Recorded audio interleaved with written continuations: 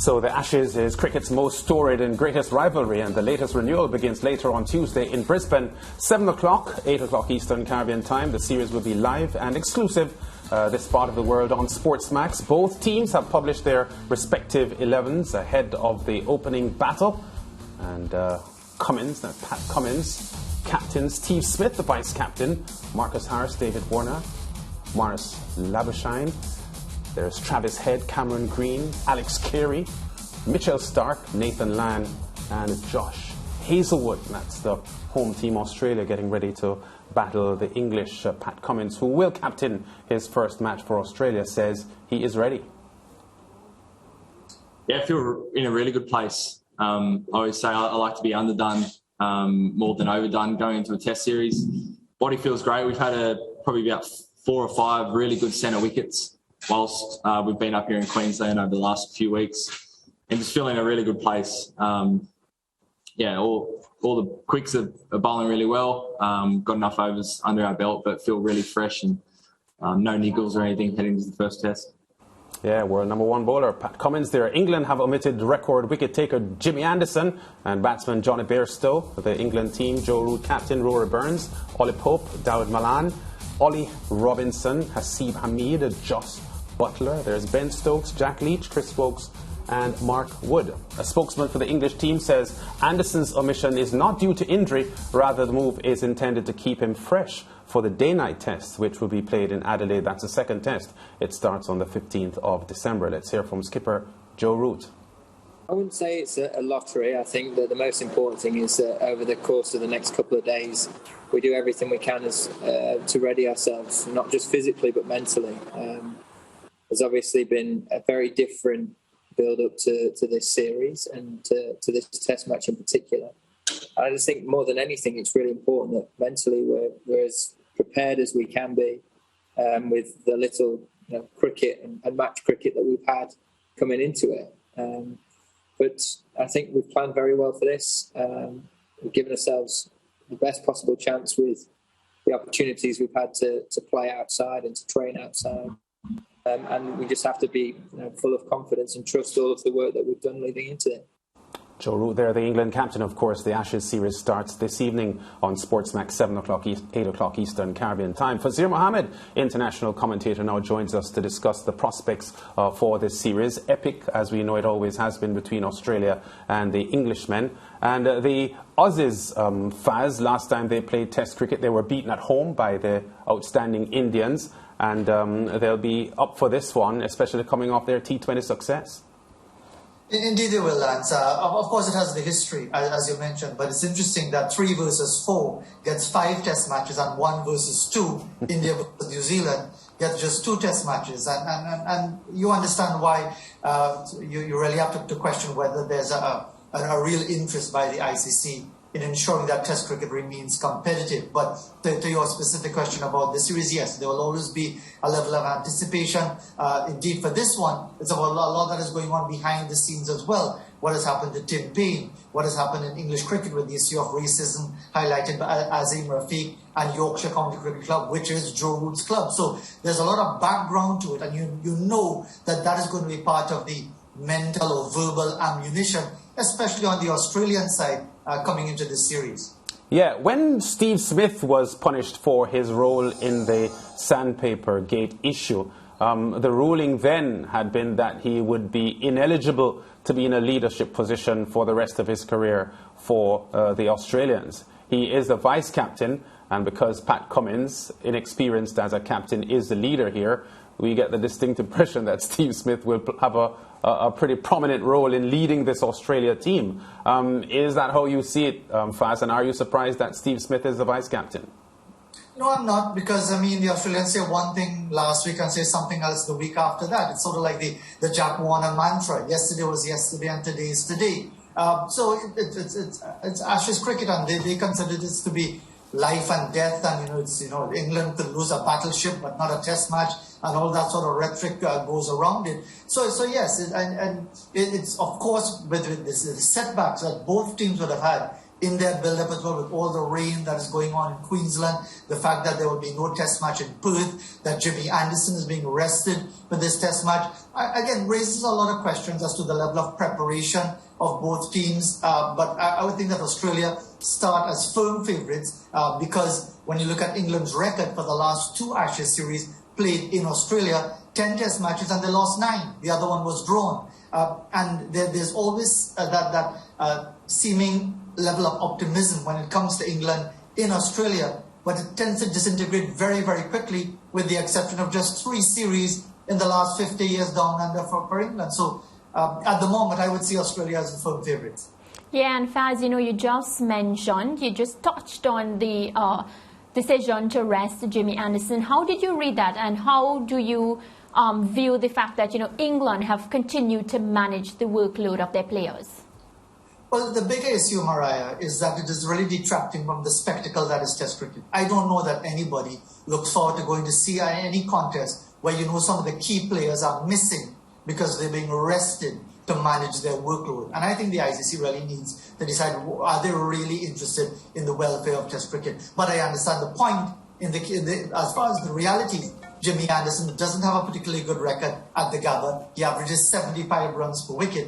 In contrast, at Adelaide, where the next test match will be a day-night affair, which is always favourable to seam bowlers and swing bowlers, as Jimmy Anderson is one of the best exponents in the world, one of the best of all time. He has a much better record there, so they want to preserve him for that contest, so you understand it in that context. But I don't know if you could call Test cricket anymore if the best players are being rested, as in the case of Virat Kohli, rested for the first test against New Zealand, plays the second. I think it's watering down the entire spectacle at the end of it all.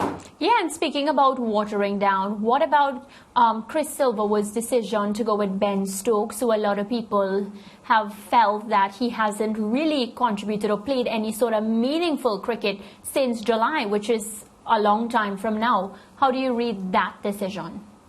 Well, I think, yes, he might be rusty. Yes, he might not have played a lot of cricket. But Ben Stokes, as we know very well, is a big occasion player. The 2019 World Cup final, we remember that performance. The 2019 Ashes, his last wicket partnership with Jack Leach at Headingley, that 100, which is of course part of Ashes folklore, Test cricket folklore. And he has that sort of Andrew Flintoff, Ian Botham type of persona as the all-rounder, which just seems to be ideal for England when it comes to Ashes cricket. And he's a world-class cricketer. You can take nothing away from, and he seems to revel in the big occasion. And when it comes to Test cricket and the history attached to it, it doesn't get any bigger than the Ashes series. Fazeer, I'm keen to pick your brain on how long you think it will take the Australian journalists and the host of ex-players who've been there and done it to get on Pat Cummins' back if how it actually works on the field, with him as captain, fielding in a certain position as a fast bowler, and taking overs off. I heard in the narrative build up to this first test, taking overs off and having Steve Smith ready to run things over by over on the field. How long do you think it will take for them to get on his back if this doesn't quite work out? You mean the Australian media? Or yes, sir, the Australian media. It wouldn't take long, because it's the Ashes, probably from day one, depending on who bats or who bowls first, that is going to happen. Pat Cummins is the first Australian fast bowler to be Test captain, as I understand, reading some background information this morning, since 1956. So you're talking about, almost 70 years since that would have last been the case. And obviously, it is going to be a talking point with the Australian media, especially because they put everything on beating the Poms, as they refer to them. And if things don't go well on day one, if they question his tactics, if they see things that because he's a bowler as well, plus having to marshal the troops on the field and all of that, that is going to be an issue. And obviously, England and their media would love for that to happen. Because as we know, as with any big sporting contest, it's not just what goes on the field, on the pitch, on the court. It's what goes on the sideline, what the media are stirring up and fueling. So the moment the slightest thing goes wrong, the moment it appears that Steve Smith seems to be setting the field or indicating to Pat Cummins what he should do, what is going to happen next. Yeah, one of the men who I think will be key to the fortunes of the outcome of the series, as Fazeer, but he won't get a lot of the headlines because he's not that kind of player. Nathan Lyon. A lot of the build-up, and they've been talking about a lot of individuals, a lot of Ben Stokes columns, Jimmy Anderson, Pat Cummins, obviously. Not much said about Nathan Lyon, but I think that he's more than an X factor in here, Fazeer. What say you? I think he's a champion performer. The numbers show it, George. And the fact is that he wouldn't get the headlines until he actually has those performances, 6 or whatever, on the last day at whichever venue, because he is not in your face with all of that sort of the histrionics and whatever else. He's not that type of egotistical personality who revels in the occasion. He just goes about and does his job very effectively. He's the most successful Australian off-spinner ever. Of course, it's a hard act to follow. Shane Warne is a wrist spinner, arguably one of the best spinners of all time, but he's done a very good job. He's an automatic selection in the Australian team. So yes, he will not be what you would call one of your headline performers, your headline act, in your billing, but when it comes to performances, he certainly is one of them. You know, Faz Mariah, George, the Ashes series is one. Our producer, Ricardo Chambers, says he never ever misses. In fact, I'm listening to him and I get the feeling that there's no cricket battle in global cricket at the moment that he cherishes more than the Ashes. Understandably so. It's top competition. Well, Faz... Colonialism has done a fantastic job on all of us. Well, Faz, we have something for you. You'll like this one, as we are about to release the second of our 21 moments from 2021. Remember, each day we'll release a moment before a massive discussion with our analysts on the 27th of December. Be part of our conversation by sending your voice notes telling us about your favorite moments this year. Today's moment comes from West Indies cricket.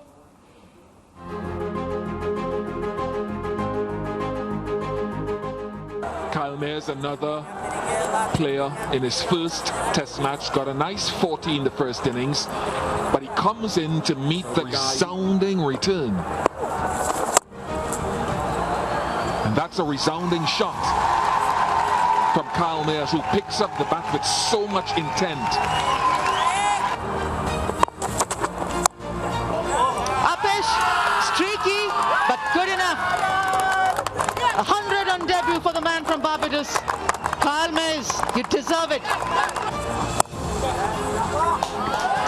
It is the stuff of childhood dreams for Kyle Rico Mayers. Only the 6th player to score double 100 in tests on debut. And Kyle Mayers is the only one to do it in the 4th innings of a test match. A hero, if ever there was one.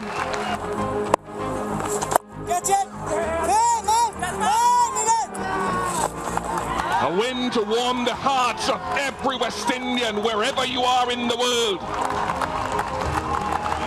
New heroes have emerged from the ashes of a team decimated